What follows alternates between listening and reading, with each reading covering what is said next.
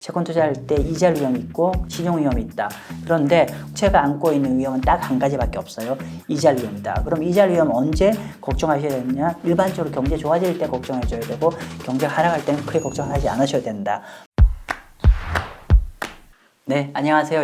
이번 편은 기본 편입니다. 채권 투자를 하고 있을 때 꼭 알아야 되는 것들에 대해서 얘기를 하고 있는데 오늘은 채권의 위험 관련해서 말씀드리겠습니다. 채권의 위험이라 하면 말이 거창한데 그냥 어떨 때 채권 투자하면은 손실을 보는지를 말씀 좀 드리려고 합니다. 그래서 자, 크게 나눠서 물론 채권의 위험이 여러 가지가 있는데 크게는 한 두 가지 정도일 거예요. 첫 번째는 이자율 위험이 있을 것이고 두 번째는 신용 위험이 있습니다. 이자율 위험은 이미 많은 분들이 아시겠죠. 즉 이자율 위험은 금리가 올라가면은 어떻게 돼요? 채권 가격이 어떻게 되죠? 채권 가격이 하락합니다. 즉 내가 그 채권 투자를 한 이후에 시중 금리가 올라서 내가 평가손을 있게 되는 게 이자율 위험이고요. 두 번째는 신용 위험입니다.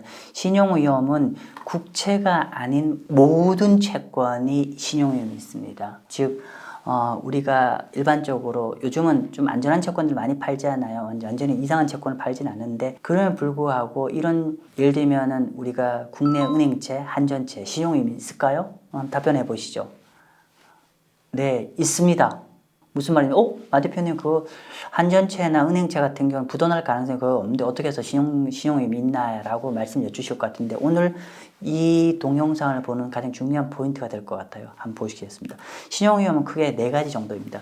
일반적으로 아시는 신용위험은 일반적으로 어떤 거를 많이 하는 부도율 위험을 많이 걱정하시잖아요. 근데 부도율 위험은 이건 너무 베이직한 거라서 요즘은 부도날 만한 기업들 권하지 않잖아요. 그러면 실제로 부도나지 않을 것 같으면서도 금리가 높은 채권을 금융기관이 많이 권하고 있잖아요. 그래서 이 정도면 부도가 나지 않는데 국채보다 금리가 높네요. 그래서 실제로 가입을 하시고 또 금융기관 직원들이 권유하는 경우가 많은데 근데 여러분 아셔야 됩니다. 이 채권 다양한 위험을 내포하고 있습니다. 어떤 위험을 내포하고 있냐면 이런 채권들의 위험이 있죠.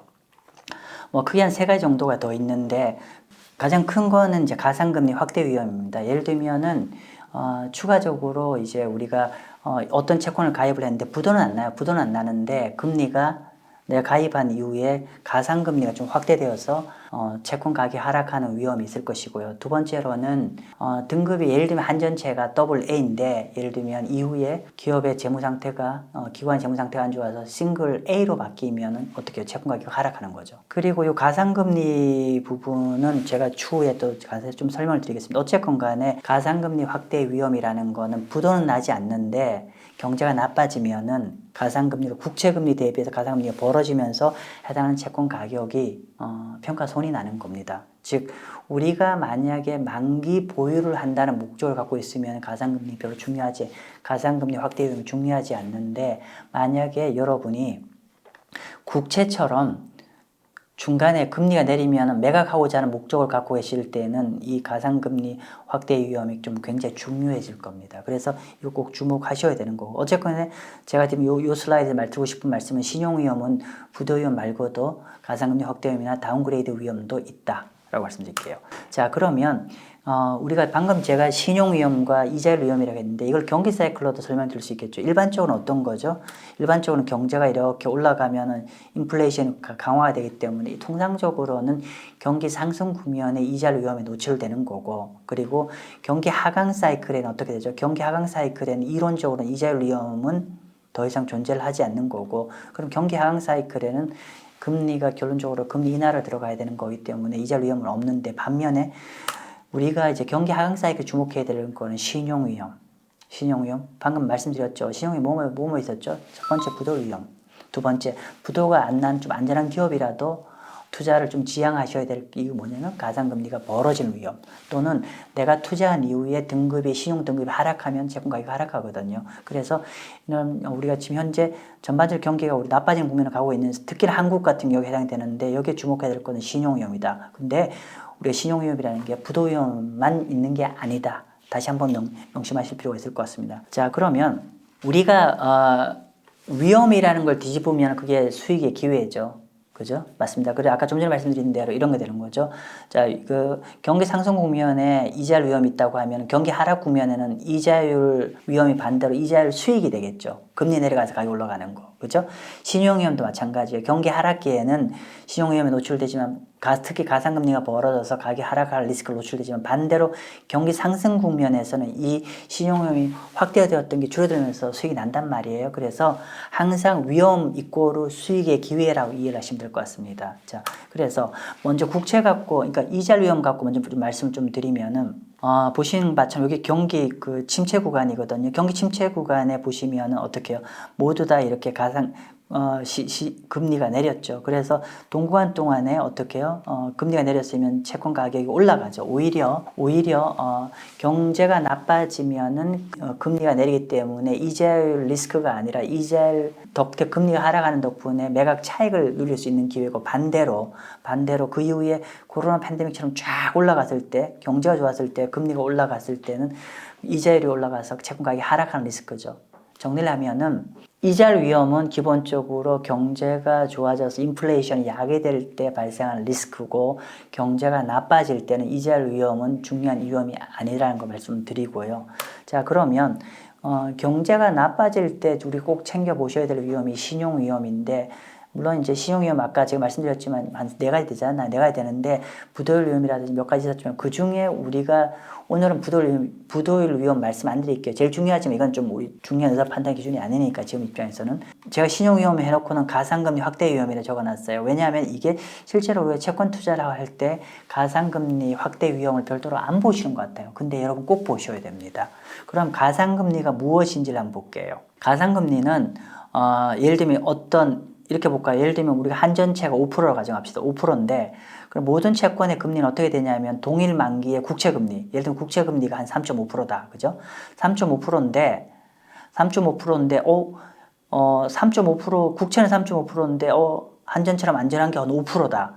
라고 하면은 이 금리가 어떻게 구성되어 있냐면 요만큼 국채금리 대비해서 한 1.5%의 추가 가상금리를 얹은 거잖아요. 그죠? 그러면 이 추가 가상금리라는 게 국채보다 만약에 어떤 한전채가 5%를 가정하면 1.5%를 더 얹어야 되는데 이 1.5%가 뭐냐면 그만큼 더 위험하다는 뜻입니다. 이게 결국은 이제 가상금리라는 거는 일반 이제 국채가 아닌 채권의 금리에서 국채 금리를 빼고 난 차이만큼이 가상금리인데 이거는 이 가상금리는 결국 어떤 거냐 국채 대비 발행 기업 내지 기관의 부도 위험을 반영한 리스크 프리미엄이에요. 그죠? 세상에 공짜가 없습니다. 그런데 요 가상금리가 어떻게 움직이냐면요. 경제가 어떻게 되죠? 경제가 좋아지면 가상금리는 줄어들고요.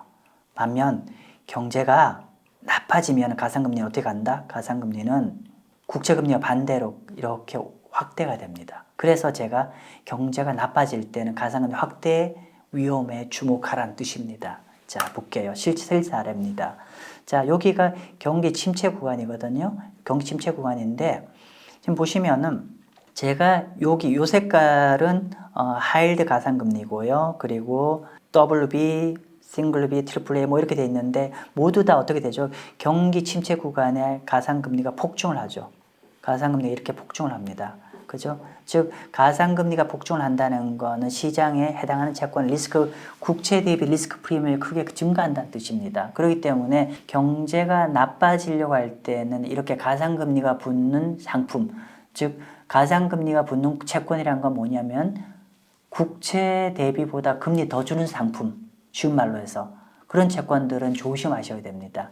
반대로 그런 채권들은 언제 투자하셔야 되냐면 이렇게 경제 나빠지면 가상금리가 확 벌어질 건데요. 그런데 경제가 경기 침체에서 회복되면 가상금리는 이렇게 큰 폭으로 줄어들죠. 가상금리 이렇게 큰 폭으로 줄어듭니다. 이렇게 가상금리가 큰 폭으로 줄어든다는 거는 오히려 채권 가격이 크게 올라간다는 뜻입니다. 정리를 하면은 가상금리가 붙어있는 상품은 경기 침체를 임박했을 때 투자하시면 안 되고요. 이런 상품은 언제 투자해야 된다? 경기가 완전히 바닥일 때, 턴어라운드 할 때 확대된 가상금리가 이렇게 줄어들 타이밍에 들어가시면은 이렇게 높은 금리도 확보를 하고 이렇게 가상금리 줄어드는 거에 따른 가격 상승도 동시에 추구할 수 있는 상황입니다. 따라서 이런 방식으로 풀어내면 좋을 것 같습니다. 그래서 오늘 제가 크게 한 2가지 정도 말씀드렸어요. 채권 투자할 때 이자 위험이 있고 신용 위험이 있다. 그런데 국채는 가상금리, 그러니까 신용위험이 없습니다. 국채가 안고 있는 위험은 딱 한 가지밖에 없어요. 이자 위험이다. 그럼 이자 위험 언제 걱정하셔야 되느냐? 일반적으로 경제 좋아질 때 걱정해줘야 되고 경제가 하락할 때는 크게 걱정하지 않으셔야 된다. 반면 국채가 아닌 모든 채권은 이자 위험과 신용 위험을 동시에 안고 있습니다. 그런데 특히나 우리가 주목하셔야 될 게 신용 위험은 경제가 나빠질 때 커지는데 이 신용 위험 중에서 부돌 위험보다도 가상금리 확대 위험에 더 주목하시라. 그럼 가상금리 확대 위험은 어떤 채권이 국채가 아닌 모든 채권, 국채보다 금리 높은 채권이 그 리스크에 노출되는데 경제가 나빠질 때는 확 벌어지기 때문에 가상금리가 붙는 채권들은 경기가 꺾일 때 들어가시면 안 된다. 그럼 이런 채권 언제 투자하셔야 된다? 경제가 바닥이고 돌아설 시점에 투자하시면 가상금리 확대되면서 가격이 많이 올라가는 타이밍이다. 지금 방금 이런 말씀 드린 거는 중간에 우리가 매매 차익을 염두에 둔다고 하실 때 우리가 개별 채권 바이 앤 홀드 만기일 때 해당이 안 되지만 매각 차익을 염두에 두신다고 하면 이런 리스크 꼭 챙겨 보셔야 된다는 그 뜻입니다. 네, 오늘 여기서 마치겠습니다. 감사합니다.